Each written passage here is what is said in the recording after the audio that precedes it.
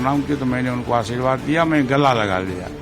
इसका अर्थ कतई आप लोग नहीं समझिए कि चाचा भतीजा एक हो गए। उनको गठबंधन के भीतर ये सारी बातें करनी। चाचा पशुपति पारस और भतीजे चिराग के बीच की कड़वाहट किसी से छिपी नहीं है।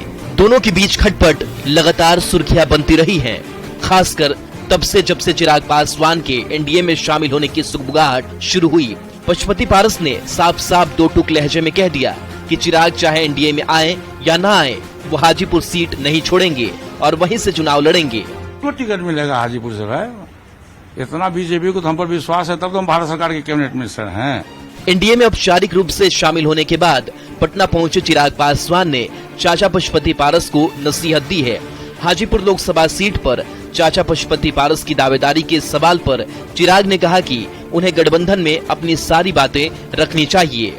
उनको गठबंधन के भीतर ये सारी बातें करनी चाहिए। देखिए, जब आप गठबंधन के जब आप साथी हो जाते हैं, पहले की परिस्थिति और थी और वो वरिष्ठ हैं, समझदार हैं, उम्र में मुझसे बड़े हैं। मुझे लगता है मुझसे बेहतर वो इन बातों को समझते हैं कि ये बातें बाहर करने का लाभ भी नहीं है ना भाई। एनडीए की बैठक में चिराग ने जिस ढंग से चाचा पारस के पैर छुए, चाचा पशुपति पारस ने जिस तरीके से भतीजे को गले लगाया था, उसके बाद लग रहा था कि विवाद थम गया है। लेकिन पशुपति पारस ने बयान देकर मामले को गरमा दिया है। देखना होगा कि चिराग की नसीहत का चाचा पशुपति पारस पर क्या असर होता है। न्यूज़ 18 के लिए पटना से विनीता मिश्रा की रिपोर्ट। और चाचा को चिराग की नसीहत के मायने समझिए। पशुपति पारस चिराग पासवान के चाचा हैं, लेकिन पार्टी में टूट के बाद दोनों की राहें अलग अलग हो चुकी है। दोनों ही खुद को रामविलास पासवान का असली उत्तराधिकारी बताते हैं। फिलहाल पशुपति पारस हाजीपुर से सांसद हैं, लेकिन हाजीपुर सीट रामविलास पासवान की पारंपरिक सीट रही है। यही वजह है कि चिराग अब उस सीट पर दावा ठोक रहे हैं, जिसको लेकर पशुपति पारस बार बार बयान देते हैं।